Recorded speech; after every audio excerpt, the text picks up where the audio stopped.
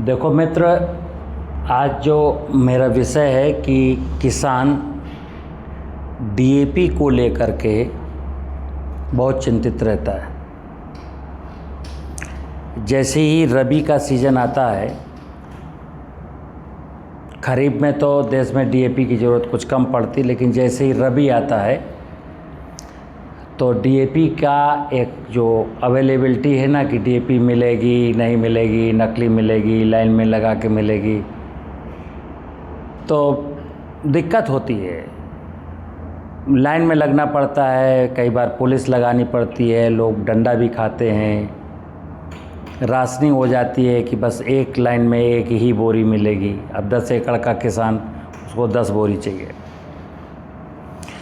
तो मैं आज जो ये फसलों का जो न्यूट्रिशन है कंप्लीट, उसकी पूरी कहानी बता रहा हूँ, एक बार समझना। डीएपी की इस देश को अगले 70 सालों तक तो बिल्कुल ज़रूरत नहीं है। विज्ञान के मुताबिक, अकॉर्डिंग टू साइंस, देश को अगले 70 सालों तक डीएपी की ज़रूरत नहीं है।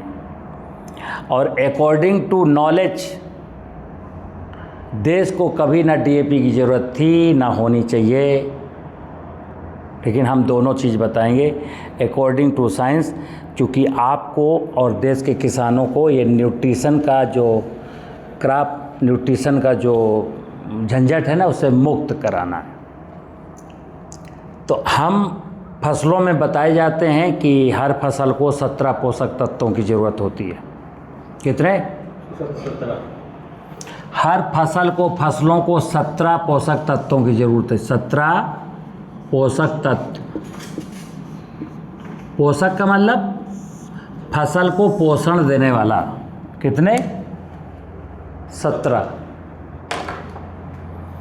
अगर इनकी कहानी आपने नहीं समझी तो आप यूरिया, डीएपी, फिर कोई कह देगा जिंक की कमी है, फिर कोई कह देगा सल्फ़र की कमी है, फिर कोई कह देगा आयरन की कमी है, फिर कोई कहता मैग्नीज की कमी है, ऐसा चलता रहेगा। उधर लोगों के धंधे चलते रहेंगे और इधर आपकी जेब में डकैती पड़ती रहेगी। एक बार हमको समझना है कि ये पोषक तत्वों का विज्ञान है क्या और पोषक तत्व कहाँ से आते हैं। तो आपने सुना है फसलों को 17 पोषक तत्वों की ज़रूरत पड़ती। इसमें से 3 पहले पोषक तत्व हैं, ऑक्सीजन, कार्बन और हाइड्रोजन। इनसे मिलकर के किसी भी फसल का जो 95%, कोई भी फसल हो, कोई भी वनस्पति हो, उसका जो ड्राई वेट है उसका 95% में क्या है? कार्बन, हाइड्रोजन और ऑक्सीजन, जो हमको जल वायु से मिलता है। समझना, जल वायु से, यानी एटमॉस्फेयर में ये सारी चीज़ें उपलब्ध हैं। लेकिन ये कैसे आती हैं? ये एक पत्ती है, जो ये पत्ती किसी भी पौधे की पत्ती है, इस पत्ती में स्टोमेटा होते हैं। ये सूरज की रोशनी से, सनलाइट से, खेती में सबसे बड़ा रोल सन का है, ध्यान रखना। सूरज की रोशनी से पत्तियां जब फोटोसिंथेसिस करती हैं तो एटमॉस्फेयर में जो हाइड्रोजन, कार्बन और ऑक्सीजन है, उससे कार्बोहाइड्रेट बनता है। तो 95% किसी भी फसल का जो ड्राई भाग है, ड्राई रूप में, वो 95% किससे बनता है? कार्बन, हाइड्रोजन और ऑक्सीजन से, राइट। अब बचा 5% हिस्सा। इस 5% हिस्से में nitrogen, phosphorus, potash, zinc, sulphur, iron, manganese, magnesium, ऐसे 14 पोषक तत्व बचे जो पौधों को मिलते हैं ज़मीन से। ठीक है ना, कितने? 14। लेकिन इसमें जो नाइट्रोजन है,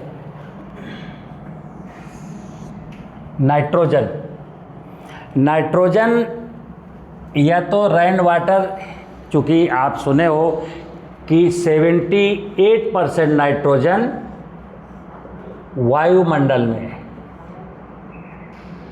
तो ये नाइट्रोजन जब ओस गिरती है, जब पानी बरसता है, तो डायरेक्ट पत्तियों को हवा से मिलती है। इसीलिए आपने देखा होगा वर्षा के सीजन में, इस बारिश ऋतु में जंगल में, बंजर में ढेर सारी वनस्पतियाँ उगी हैं और खूब अच्छी ग्रो कर रही हैं, क्योंकि हर पानी के साथ उनको नाइट्रोजन की टॉप ड्रेसिंग मिल रही है। ठीक है ना, तो नाइट्रोजन या तो हवा से मिलती है, क्लाइमेट से मिलती है, या फिर नाइट्रोजन मिलती है कार्बन से।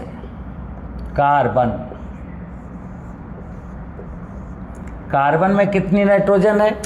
उतनी नाइट्रोजन है जितनी पेड़ ने ली थी। नहीं, कार्बन जो, जैसे कोई पदार्थ है, कार्बनिक पदार्थ, भूसा है, पुआल है, कुछ भी है, तो नाइट्रोजन जो एटमॉस्फेयर से ली थी 2%, 1.25 से 2%। नाइट्रोजन का है कितना हिस्सा इस किसी भी फसल के अवशेष में या फसल की उपज में? 1.7% से लेके 2% तक। तो ये जो कार्बन है ज़मीन में, तो या तो नाइट्रोजन मिलेगी जब कार्बन है और ज़मीन में जीवाणु हैं,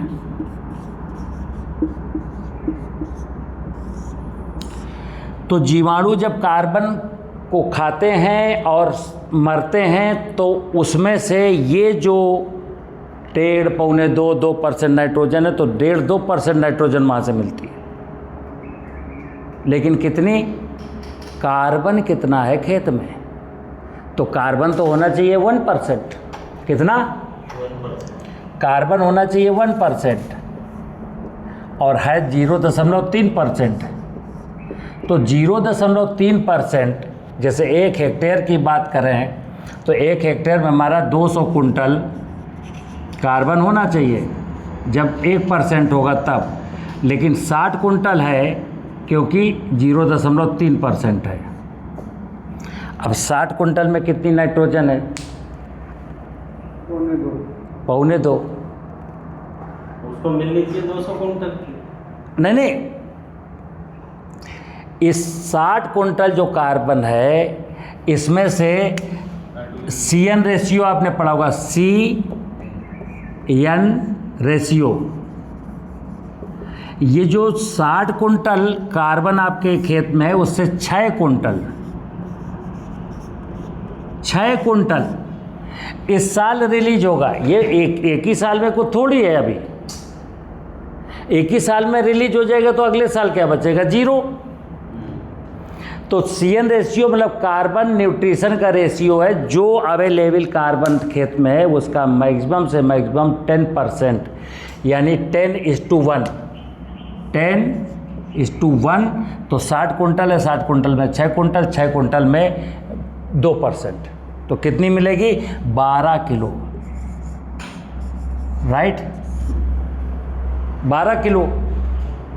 अब गेहूं की फसल है, उसको चाहिए 120 किलो, और ज़मीन से कितना मिल सकता है? 12 किलो।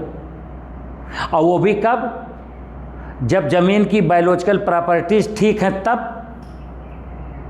लेकिन अभी तो जीवाणु है नहीं। अगर ये 200 कुंटल होता तो 200 कुंटल का क्या हुआ? 20 का मतलब हुआ 40, तो 40 kg मिलता।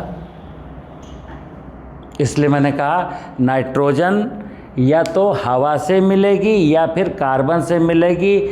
नाइट्रोजन जमीन का हिस्सा नहीं है। लेकिन इसके बाद phosphate, potash, zinc, sulphur, manganese, magnesium, copper, iron, molybdenum, ये सब सॉइल का हिस्सा है। ये ना हवा में है,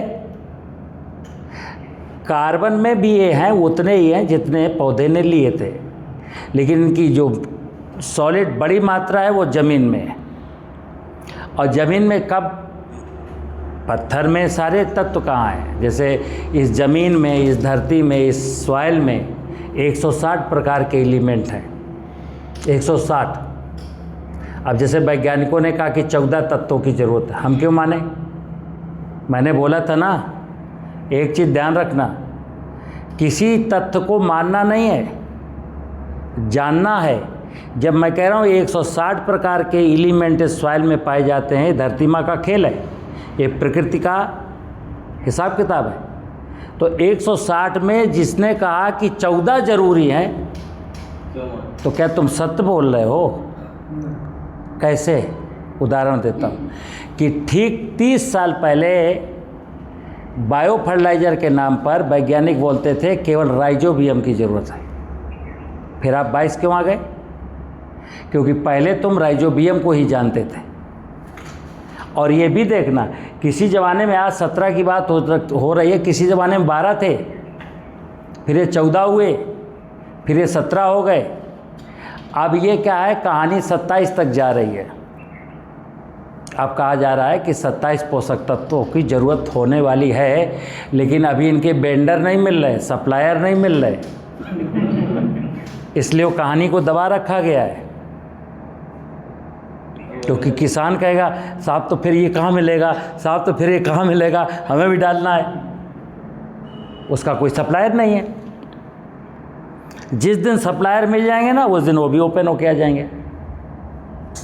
इसलिए मैं आपसे कहता हूँ किसी चीज़ को मानना नहीं है, जानना है। अब चलिए, मेन टॉपिक था फास्फेट, चूँकि इसकी बहुत ज़्यादा ज़रूरत है। तो आप, हर किसान फास्फेट डालना चाहता है डीएपी के रूप में, हर किसान डीएपी खोजेगा, और डीएपी की क्राइसिस है। शुरू कहानी हुई थी वहाँ से कि साहब डीएपी कहाँ से आती है, तो डीएपी रॉक फास्फेट से बनती है, और ये सब विदेश से आती है। 80% हिस्सा बनी बनाई डीएपी बाहर से आती है, यहाँ की कंपनियाँ उसकी ब्रांडिंग करती हैं, और 20% डीएपी यहीं बनाई जाती है, लेकिन इसका रॉ मटेरियल सब बाहर से आता है। अब बनती कैसे है? ये जो रॉक फास्फेट है ना, ये अनसोल्यूबल है, ये पानी में घुल नहीं सकता। क्योंकि अगर ये रॉक फास्फेट पानी में घुल सकता तो जहाँ रॉक फास्फेट है वहाँ ख़त्म हो गया होता, पानी में घुल के नीचे चला गया होता। तो ये अनसोल्यूबल है, रॉक फास्फेट अघुलनशील है, ये घुलनशील नहीं, मतलब पानी में घुल नहीं सकता।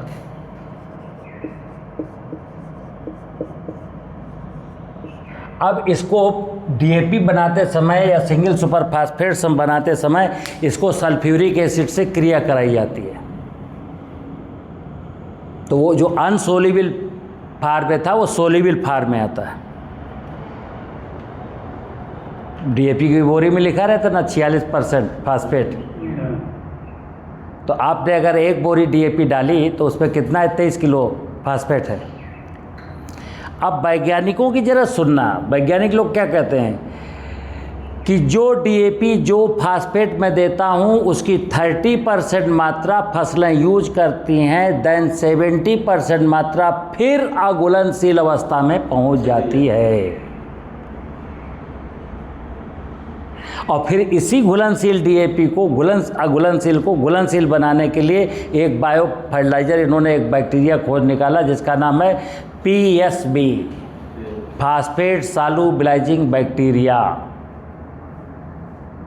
लेकिन ये झूठ है, क्योंकि आज तक किसी ने ये नहीं कहा कि जो किसान PSB से सॉइल ट्रीटमेंट या सीड ट्रीटमेंट करेगा उसको फिर फास्फेट की मात्रा इतनी कम कर देनी चाहिए, ये कोई नहीं कहता। भाई जब वो बैक्टीरिया मैं डाल रहा हूँ जो मेरे खेत में फास्फेट है घुलनशील अवस्था में, अगर वो घुलनशील हो जाएगी तो फिर मुझे फास्फेट कम डालनी चाहिए, नहीं कहता कोई, नहीं कहता कोई।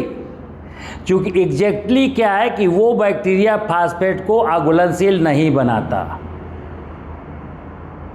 जमीन में कोई सिंगल माइक्रोब्स कुछ भी नहीं करता। माइक्रोब्स की असंख्य प्रजातियां मिलकर के ही कुछ कर सकती हैं। न ट्राइकोडर्मा कुछ कर सकता है अकेले। अगर किसी ज़मीन में कोई भी माइक्रोब्स नहीं है, ट्राइकोडर्मा डालेंगे नो रिस्पॉन्स, एजेटोबैक्टर डालेंगे नो रिस्पॉन्स, माइकोराइजा डालेंगे नो रिस्पॉन्स, लेकिन फिर भी बाज़ार में बिक रहे हैं। और किसान जो डालते, मैं उनसे पूछता हूँ तुमने ये डाला तो कुछ हुआ?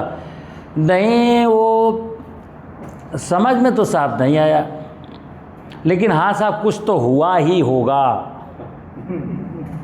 मान लेता है कि वैज्ञानिक ने बोला तो अच्छा होगा, मान लेता है, बेचारा सीधा है, सरल है ना। अब देखना, तो आप ये समझे कि किसी भी पौधे की, आप गन्ना बोएं, आलू बोएं, कपास बोएं, पपीता लगाएं, चना की खेती, मटर की खेती, ये तय मान लिए कि पोषक तत्वों की जो टोटल जो मेरी उपज आ रही है, चाहे अवशेष के रूप में चाहे ग्रेन के रूप में, उसमें 95% रोल किसका है? ऑक्सीजन, कार्बन, हाइड्रोजन का। इससे पौधे का निर्माण 95% रोल इनका है। पोषण मिल जाता है, मतलब 95% हवा से, तीनों चीज़ों से बस। फिर अब जो 5% बचा उसमें 14 पोषक तत्व हैं। ये पोषक तत्व इन्हीं की डिफिशियंसी बताई जाती है कि यूरिया डालिए, डीएपी डालिए, पोटाश डालिए, सल्फर बढ़ाई डालिए, जिंक डालिए, बाजार से ले जाइए, संतुलित उर्वरक डालिए। संतुलित पोषक तत्व प्रबंधन, अगर संतुलित है तो 13 का 14 का संतुलन बताओ हमको, क्योंकि 3 तो हवा से मिल गए, अब 14 बचे, तो 14 में 14 पोषक तत्व लाओ ना कि साहब इतना जिंक, इतना मैग्नीज, इतना मैग्नीशियम, इतना सल्फर, इतना कॉपर, इतना आयरन, इतना ये, इतना है, उसका कहीं मिलता है बाज़ार में? तो जो चीज़ बाज़ार में मिलती है उसी चीज़ को प्रमोट किया जाता है, बगाया डंप कर दिया गया, एक किनारे रखो। तो हमने क्या डाला? नाइट्रोजन डाला और फास्फेट डाला। अब विषय ये था कि मैंने कहा कि देश का किसान अगर जागरूकता की ओर आए, अगर वो सही बात समझने का प्रयास करे, तो मैं विनोद कुमार सचान कहता हूँ अब देश को अगले 70 सालों तक, कितने? 70 साल, साइंस के अनुसार बता रहा हूँ, 70 सालों तक देश को एक दाना भी फास्फेटिक फर्टिलाइज़र का आयात नहीं करना, एक दाना भी। इतना पड़ा है, इतना पड़ा है। कैसे? देखो आप, एक किसान के पास 1 हेक्टेयर ज़मीन है, समझना, और वो धान गेहूं बोता है। तो वैज्ञानिक कहते हैं 120 किलोग्राम नाइट्रोजन देनी है, 60 किलोग्राम फास्फेट देना है, 40 किलोग्राम पोटाश देनी है। अब ये 60 किलो के लिए 6 दूनी 12, करीब 130 किलोग्राम डीएपी देता है एक साल में, एक फसल। और जब गेहूं बोएगा तो 130 फिर देगा, तो कितनी हो गई? 200। और ये कहानी पिछले 10 सालों से है, तो 10 वर्षों से कितना दिया?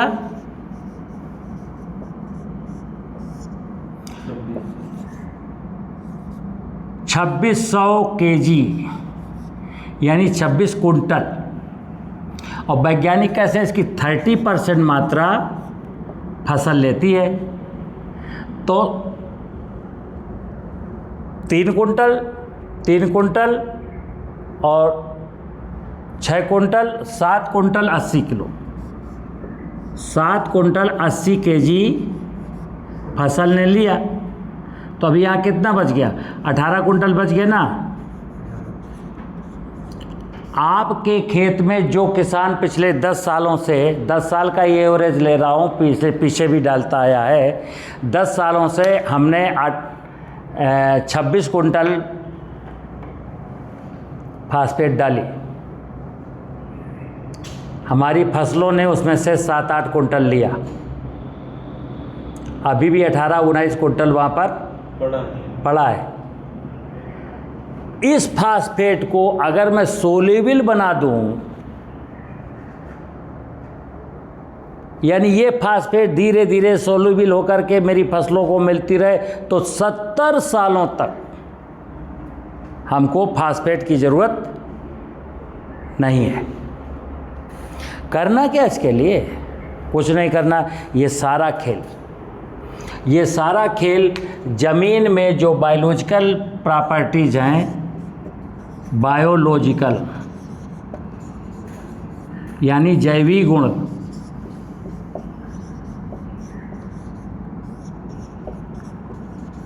यानी सूक्ष्म जीवाणुओं की माया, अगर किसी ज़मीन में बेनिफिशियल माइक्रोब हर स्पीसीज का प्रचुर मात्रा में है तो करता क्या है?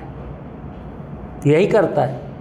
जैसे जंगल है, बोलो, जंगल में सारी वनस्पतियों के फल बड़े मीठे हैं, लकड़ी बड़ी मजबूत है, आबो हवा बहुत खूबसूरत है, तो वहाँ तो किसी ने फास्फेट नहीं डाला, ना यूरिया डाला, ना जिंक डाला, ना पोटाश डाला। वहाँ कैसे मैनेज हो रहा है ये सब? हजारों साल से वहाँ सब कुछ मैनेज हो रहा है। क्यों? क्योंकि वहाँ पर बेनिफिशियल माइक्रोब्स हैं, वहाँ किसान ने कोई पेस्टिसाइड नहीं डाला, वहाँ किसान ने कोई खुराफात नहीं किया, वहाँ कोई आधुनिक कृषि तकनीकियाँ नहीं लागू की गईं। इसलिए उस ज़मीन की बायोलॉजिकल प्रॉपर्टीज जंगल में जिंदा है। और तुमने क्या किया? आधुनिक कृषि तकनीकियों ने इन्हीं बायोलॉजिकल प्रॉपर्टीज को जानबूझ करके खत्म के, जानबूझ करके। कैसे? बड़े प्यार से। आपके यहाँ दीमक लगता है क्या? हाँ बाबूजी लगता है। कहाँ लगता है? अरे नीम में है, गेहूं में लगता है, चने में लगता है, दीमक लगता है। हाँ, अरे ख़त्म करो इसको। कैसे? ये रसायन डाल करके। दुनिया का हर साइंटिस्ट जानता है कि दीमक हार्मफुल नहीं है। अंदर से उनको सब पता है कि दीमक कभी लिविंग टिश्यू को नहीं खाती है, लेकिन चूंकि हम जिस सिस्टम में हैं उस सिस्टम में हमको ये दीमक मारने की दवा बेचनी है, बिकवानी है। क्यों? क्योंकि दीमक मारने के लिए जब किसान दवा डालेगा तो ज़मीन के बायोलॉजिकल प्रॉपर्टीज बिल्कुल डिस्ट्रॉय हो जाएंगी, फिर फिजिकल प्रॉपर्टीज वीक हो जाएंगी, फिर केमिकल प्रॉपर्टीज डिस्ट्रॉय हो जाएंगी, फिर फसल को उर्वरक की ज़रूरत पड़ेगी, फसल ज़मीन हार्ड हो जाएगी, बड़ी बड़ी मशीनरी की ज़रूरत पड़ेगी, वाटर वर्षा का पानी नीचे नहीं जाएगा, सॉइल हार्ड हो जाएगी, भूगर्भ जल नीचे चला जाएगा, फिर बोरिंग का सामान बिकेगा। एक पूरा का पूरा प्रायोजित सिस्टम है और उसमें आप लोग फंस गए। ठीक है ना? तो ये बायोलॉजिकल प्रॉपर्टीज खराब हो गई। अब मैं क्या कहता हूँ, जैसे मेरे जो 5-6 लाख किसान फॉलोवर हैं देश में, जिनके तजुर्बे हैं, ये मेरा तजुर्बा नहीं है और ना मेरे पास इतना फील्ड है, ना इतना समय कि मैं इतनी रिसर्च करूँ, लेकिन मेरा रिसर्च फील्ड बहुत बड़ा है। 6 लाख किसान हैं। वो जब जीवामृत ले जाते हैं, वो जब एक कार्बन बढ़ाते हैं, उनके जो अनुभव है उनके आधार पर कह रहा हूँ कि जंगल की मिट्टी का बना हुआ जीवामृत, फिर ध्यान रखना, गौमूत्र गोबर वाला जीवामृत नहीं, जंगल की मिट्टी, पानी और गुड़, बस ये जो जीवामृत है एक बार ज़मीन में डालिए, ज़िंदगी भर के लिए फास्फेट से छुट्टी पाइए, पोटाश से छुट्टी पाइए, जिंक से छुट्टी पाइए, हर न्यूट्रिशन से छुट्टी, और फसलों की प्रोडक्शन में 1 ग्राम की भी गिरावट नहीं आएगी। ये गारंटी है कि 5-10% बढ़ सकती है प्रोडक्शन, बशर्ते जीवामृत बनाने की जो कहानी मैं बताता हूँ उसको बड़ी गंभीरता से सुनना है।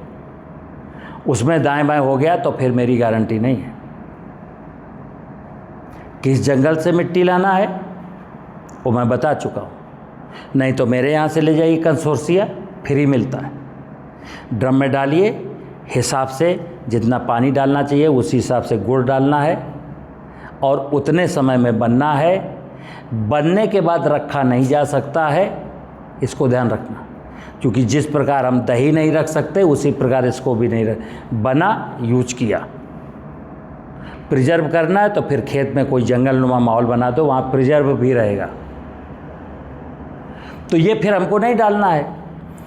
तो बायोलॉजिकल प्रॉपर्टीज को बढ़ा देने पर क्या है कि ये जो 18 कुंटल जो फास्फेट आपकी रखी है तो आपको नहीं डालना, अन्यथा इस बात पर यकीन नहीं है तो चलिए अक्टूबर आने दो, फिर डीएपी की लाइन में लगो, फिर वेट करो, फिर नकली लो, फिर पुलिस का डंडा खाओ, फिर ब्लैक में खरीदो।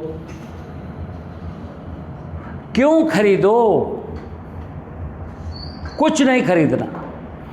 और यूरिया के बारे में स्पष्ट बोलता हूँ, अगर धान, गेहूँ, गन्ना, कपास, आलू कोई हैवी क्रॉप बोई है तो यूरिया को साल, 2 साल, 3 साल तक स्लोली डालते रहना है। क्योंकि मैंने बोला नाइट्रोजन ज़मीन में नहीं है, ये जीवाणु नाइट्रोजन नहीं बनाते। नाइट्रोजन बस उतनी जो ज़मीन में ये थोड़ी सी मात्रा में जो आपका कार्बन पड़ा था 60 कुंटल, उसमें से 6 कुंटल मात्रा में से जो नाइट्रोजन होगी वो निकाल के लाएंगे। तो मैंने लिख दिया था वो है कितनी, 12 किलो। लेकिन गेहूं के पौधे को तो चाहिए है 1 हेक्टेयर में कितनी चाहिए सर? 1 एकड़ की बता दो आप, यूरिया कितनी ज़रूरत है? 1 एकड़ में वैज्ञानिकों की भाषा में हमको चाहिए 50 किलो नाइट्रोजन, यूरिया नहीं। यूरिया तो हो गई 2.5 कट्टा। अच्छा, 1 एकड़। हाँ, नाइट्रोजन की मात्रा, कुल नाइट्रोजन शुद्ध, ठीक है ना। तो नेचुरल फार्मिंग की तरफ हमको जाना पड़ेगा। और नेचुरल फार्मिंग का मैं बार बार बोलता हूँ, नेचुरल फार्मिंग का मतलब है सॉइल। कैसे मैं मिट्टी की फर्टिलिटी को बढ़ाऊं, कैसे मैं मिट्टी की प्रॉपर्टी को ठीक करूं, कैसे मैं मिट्टी में कार्बन डालूं, कैसे उसके जीवाणु न मरने दूं, कैसे वर्षा का पानी रोकूं, कैसे खेत की मेड़ पर पेड़ लगाऊं। क्योंकि नेचुरल फार्मिंग में ध्यान रखना बायोडाइवर्सिटी का बहुत बड़ा रोल है। जैव विविधता, बायोडाइवर्सिटी, कई प्रकार की फसलें होंगी तो कई प्रकार के इंसेक्ट होंगे। डरना नहीं, जैसे वो देखा ना आपने, लाइफ बॉय साबुन सारे बैक्टीरिया को मार डालेगा, डिटॉल। सारे बैक्टीरिया को क्यों मार रहे हो? सारे बैक्टीरिया डेंजरस हैं क्या? अभी बेवकूफ़ी वाली बात है ना।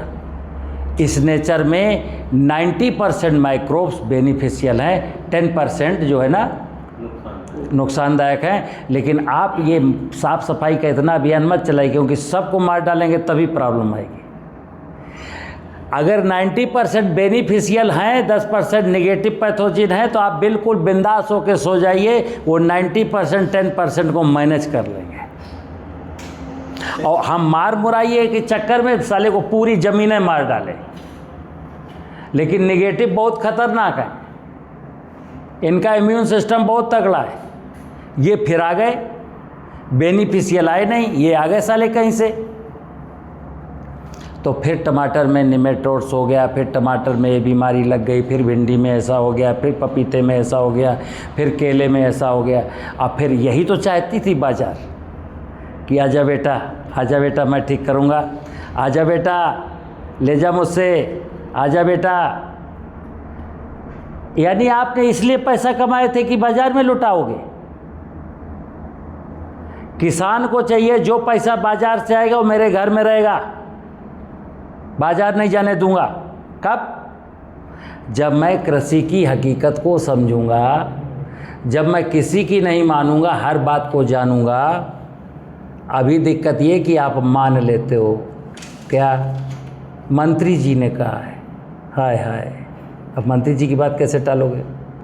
नहीं ये तो ICR के साइंटिस्ट कहते हैं। अरे गजब बात है, वो चंद्रमा से कूदे हैं, आपसे ज़्यादा ज्ञान रखते हैं।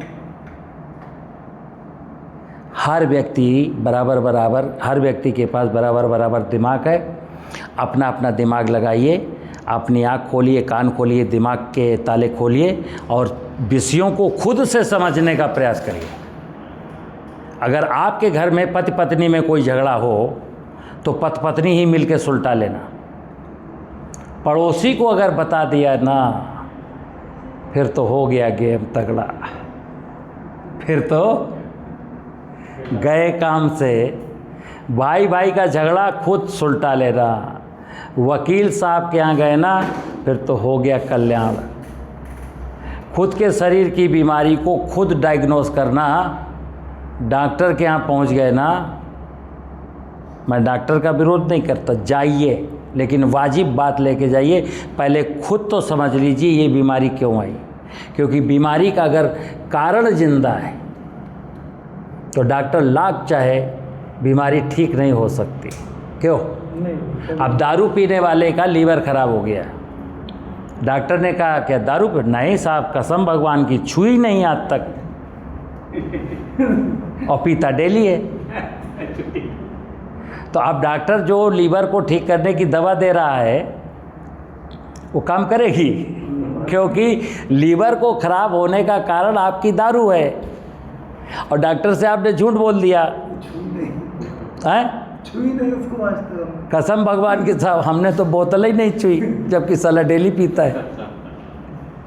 तो ऐसा मत करिए। आपके जीवन में जो भी घटनाएं हों, और मैंने पहले दिन कहा था कि अपनी समस्याओं का समाधान स्वयं खोजिए। बाजार तो आपको ठगने की फिराक में है। नमस्कार। बताइए।